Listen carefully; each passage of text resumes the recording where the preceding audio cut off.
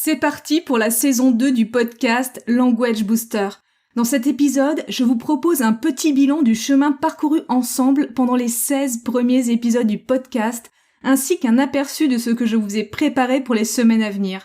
J'aimerais également profiter de cet épisode pour partager une véritable pépite de coaching qui pourra vous sauver la mise chaque fois que le découragement frappe à votre porte, quel que soit le sujet qui vous tient à cœur. Votre carrière, vos études, votre projet d'entreprise, le sport et bien sûr l'apprentissage des langues. À tout de suite.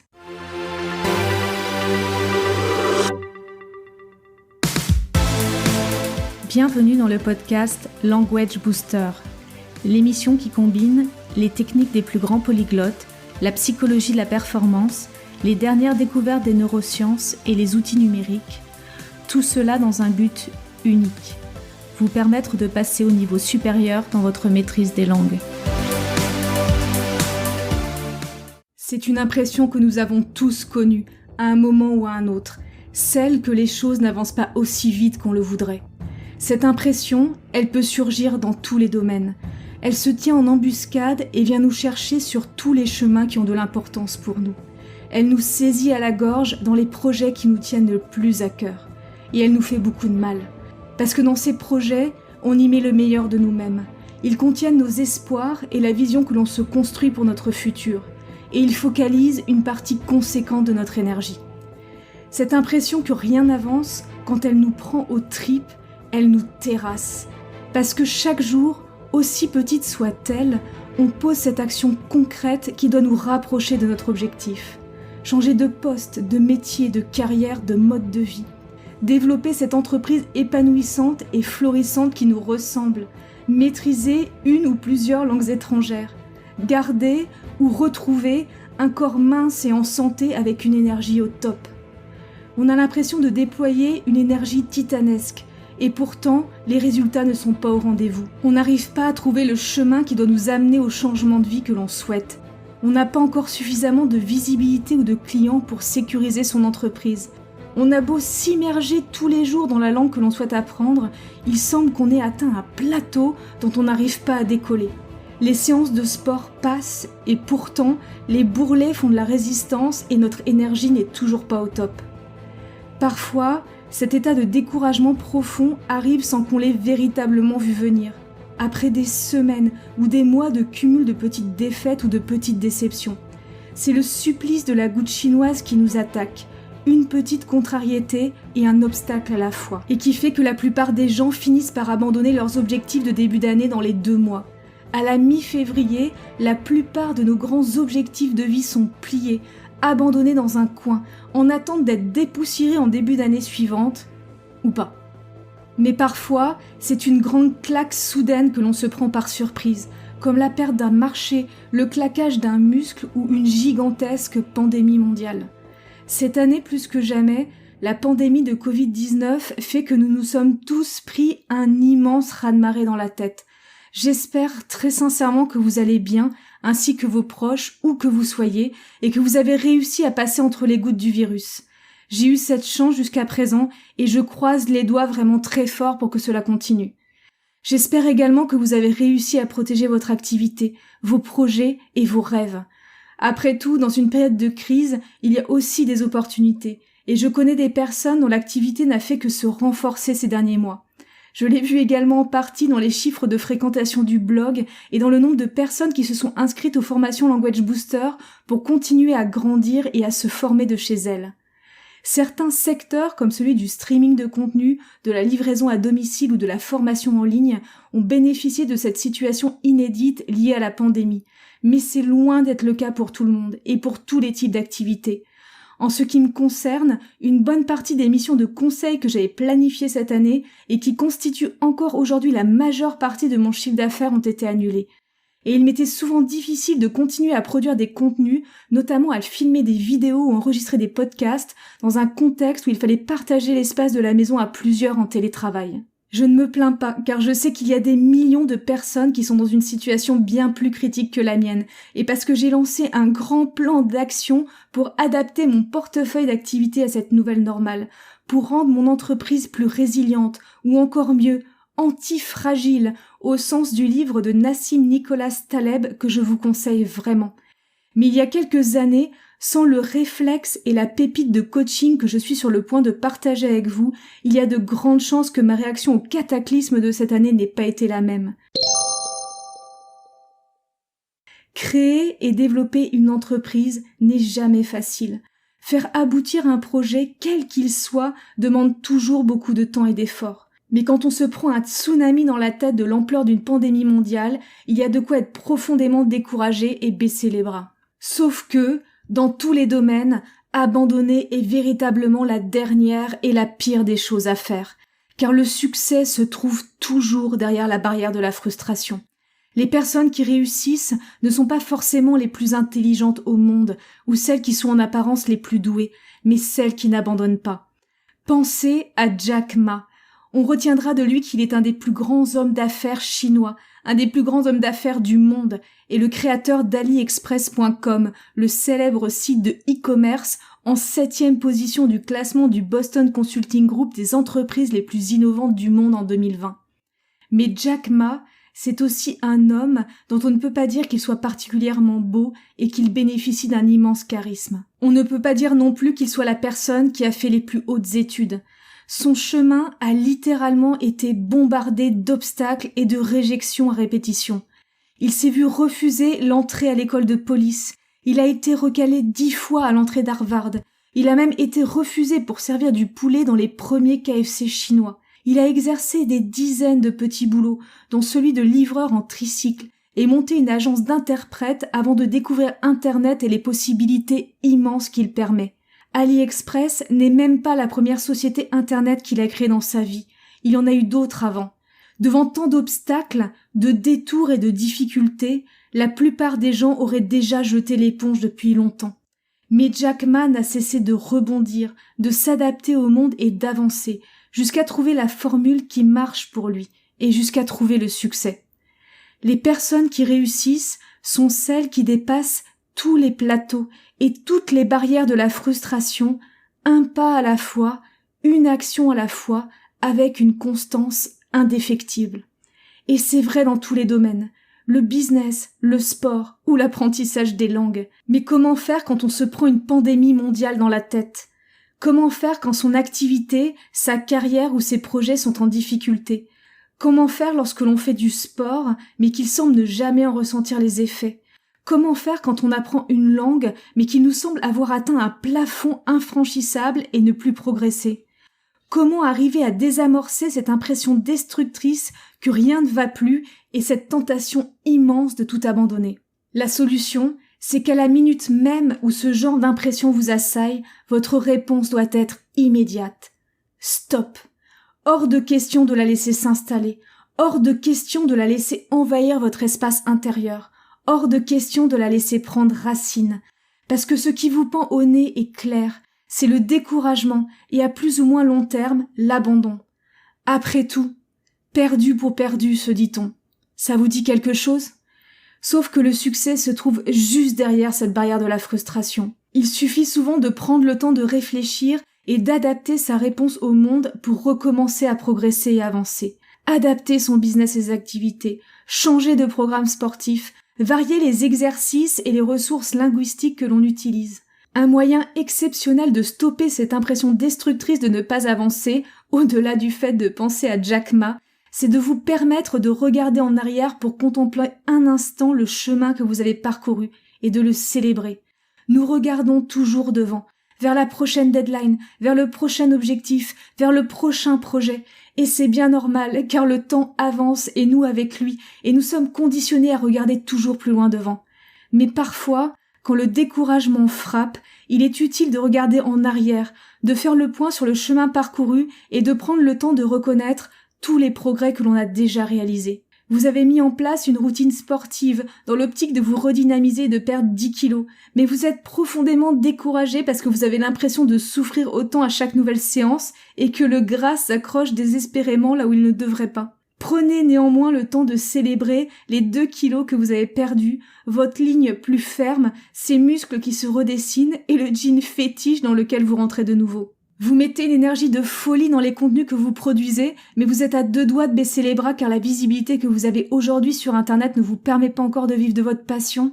Prenez le temps de reconnaître la masse de contenus de qualité que vous avez déjà produit, les premiers clients que vous avez eus et tous ces contacts que vous avez noués qui vous permettront d'aller encore plus loin demain.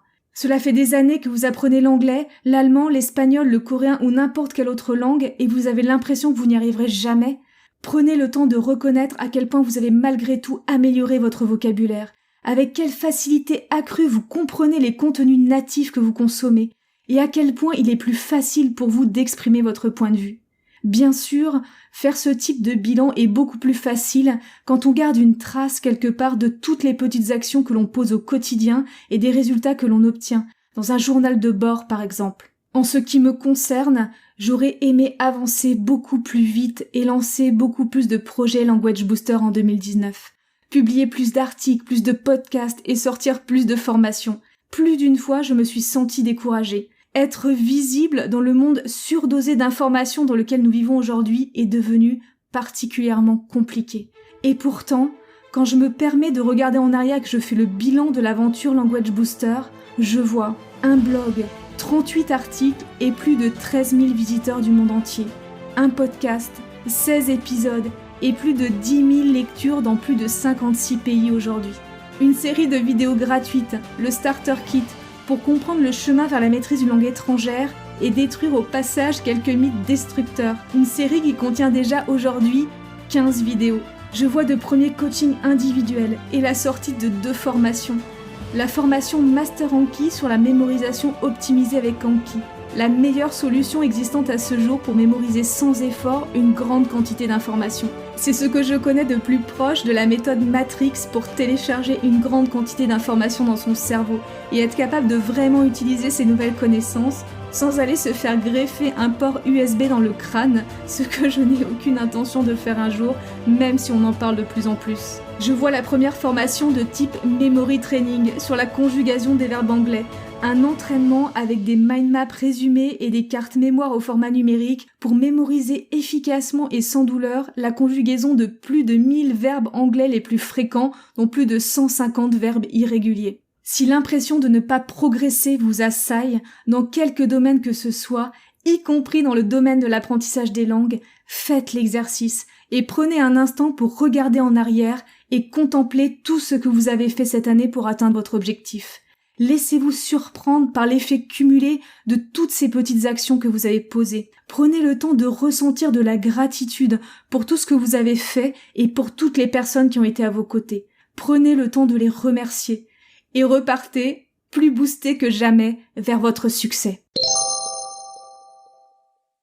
Je profite de cet épisode pour vous envoyer de vive voix un grand merci à vous tous qui m'avez fait confiance en 2019 pour le développement de votre maîtrise des langues. Le démarrage de 2020 aura été compliqué, mais le podcast revient avec toujours plus d'informations, de stratégies et d'outils pour vous aider à grandir et passer au niveau supérieur dans votre maîtrise des langues. Si vous découvrez le podcast Language Booster aujourd'hui, je vous invite à vous abonner immédiatement bien sûr, pour ne rien rater, mais aussi à aller écouter les épisodes de la saison 1 qui contiennent beaucoup d'informations importantes qui constituent un socle sur lequel nous allons continuer à bâtir. Dans la saison 1, nous avons vu à quel point le monde de l'apprentissage des langues est appelé à se réinventer et les opportunités incroyables que nous offre le monde numérique aujourd'hui pour apprendre une langue étrangère de façon plus facile, plus rapide, plus efficace et plus fun que jamais. YouTube, Netflix, Amazon Prime et bien d'autres plateformes sont des sources exceptionnelles de contenu natif passionnant dans lesquels s'immerger au quotidien pour progresser. Pour apprendre une langue aujourd'hui, il n'est plus indispensable de passer par une méthode de langue rébarbative et poussiéreuse qui ne fait pas particulièrement envie. Il n'est pas nécessaire non plus de prendre des cours de langue au sens le plus traditionnel du terme, en présentiel, avec un groupe et un professeur. C'est possible, bien sûr, si vous le souhaitez, mais c'est loin d'être obligatoire, et c'est loin d'être la méthode qui donne les meilleurs résultats. L'échec flagrant du système scolaire pour nous faire apprendre une langue étrangère en témoigne. Le monde dans lequel nous vivons aujourd'hui permet de se construire un parcours d'apprentissage passionnant et sur mesure, où chacun peut avancer à son propre rythme, selon ses propres termes et avec des contenus qui le passionnent vraiment. J'appelle ce mode d'apprentissage l'immersion autoguidée, et c'est sans aucun doute le secret de réussite des plus grands polyglottes au monde. Je vous en parlerai plus en détail dans le prochain épisode. Dans les épisodes de la saison 1, nous sommes également allés faire un tour du côté des découvertes les plus récentes en neurosciences. Nous en avons profité pour faire définitivement la peau au fameux mythe des dates de péremption cérébrale qui a découragé tant d'apprenants en langue. Contrairement aux idées reçues qui ont été propagées pendant des décennies, notre cerveau évolue toute notre vie grâce à son extraordinaire plasticité neuronale. Et il n'est véritablement jamais trop tard pour apprendre une langue, ou quoi que ce soit d'autre d'ailleurs. La contrepartie de cette plasticité extraordinaire de notre cerveau et de cette capacité qu'il nous donne d'évoluer à chaque instant, c'est l'oubli. À travers une série de 4 épisodes dédiés au fonctionnement de la mémoire, nous avons vu à quel point l'oubli est un ennemi redoutable. Il se dresse sur notre chemin vers la maîtrise d'une langue comme de beaucoup d'autres disciplines. Sans stratégie d'apprentissage autre que le par cœur, toutes les informations que l'on cherche à retenir quittent notre cerveau aussi sûrement et rapidement que l'eau quitte la passoire. C'est pour moi un des plus grands scandales du système scolaire tel que nous l'avons connu autrefois, et j'espère sincèrement que l'enseignement se réformera en profondeur, à la lumière des neurosciences, et que les générations futures ne connaîtront pas les mêmes difficultés que celles que nous avons connues. Tout au long de nos études, on nous a demandé de retenir des tonnes d'informations, dans tous les domaines. Pour ne parler que d'apprentissage des langues, pensez aux milliers de mots qu'il faut apprendre pour maîtriser une langue étrangère, aux dizaines de milliers de formes conjuguées qu'il faut savoir produire de façon fluide et à toutes les règles de grammaire qu'il faut intégrer. Malgré ces quantités titanesques d'informations à gérer, personne ne nous a jamais appris à apprendre. Quelle stratégie fonctionne ou pas pour bien mémoriser et quels outils utiliser. Un des objectifs majeurs des contenus des formations Language Booster, au-delà de partager une approche d'apprentissage des langues différentes, personnalisée en dehors des sentiers battus, c'est aussi de vous donner toutes les clés d'un apprentissage efficace. L'objectif est de dépasser le simple partage de données linguistiques pour apprendre comment mémoriser, activer et intégrer profondément toutes les nouvelles connaissances que l'on cherche à acquérir et les transformer en vraies compétences. En gros, l'objectif est d'apprendre à faire ce que l'on n'a jamais appris à l'école, mais qui est pourtant indispensable dans tous les domaines de notre vie, et pas que pour les langues. Apprendre à apprendre. Dans cette série d'épisodes sur le fonctionnement de la mémoire, que je vous invite vraiment à aller écouter, nous avons vu notamment que la meilleure façon de mémoriser tout type d'information est d'utiliser la répétition espacée, couplée à un mécanisme d'encodage personnalisé de l'information dans notre cerveau. J'en ai profité pour vous partager le nom d'un outil exceptionnel pour la mémorisation, Anki, sans nécessairement avoir eu le temps de vous le présenter davantage. Dans les épisodes de la saison 2, je vous en apprendrai davantage sur Anki, pourquoi il est aussi intéressant et efficace pour la mémorisation, pourquoi il est à mes yeux le meilleur outil de répétition espacée existant à ce jour et comment je l'utilise pour mes apprentissages dans tous les domaines. Je vous ai également préparé un dossier complet sur le nombre de mots à apprendre pour maîtriser une langue étrangère et comment s'en sortir pour mémoriser et intégrer tout ça, la stratégie et le processus complet pour maîtriser la conjugaison des verbes dans n'importe quelle langue, étape par étape, des revues détaillées sur un certain nombre d'outils que j'utilise pour mon apprentissage et comment ils peuvent vous aider vous aussi dans votre parcours, ce que je pense vraiment de la plupart des applications et de logiciels d'apprentissage des langues qui existent aujourd'hui, et notamment une analyse critique de leur efficacité réelle, un état des lieux complet de la maîtrise de l'anglais en France en 2019, comment hacker un examen en langue, comment s'organiser et intégrer l'apprentissage des langues à son quotidien, comment faire pour éviter le découragement et entretenir la motivation, et bien d'autres choses encore. N'oubliez pas de vous abonner au podcast sur votre plateforme de podcast préférée. Et si vous aimez l'émission et que vous êtes sur Apple Podcast, n'oubliez pas de noter le podcast. C'est quelque chose que j'oublie toujours de demander parce que je n'y pense jamais. Mais c'est un petit geste qui peut vraiment m'aider à faire connaître le podcast. Donc un immense merci par avance pour les quelques minutes que vous prendrez pour laisser une revue avec plein d'étoiles pour le podcast Language Booster. Et à tout de suite dans le prochain épisode.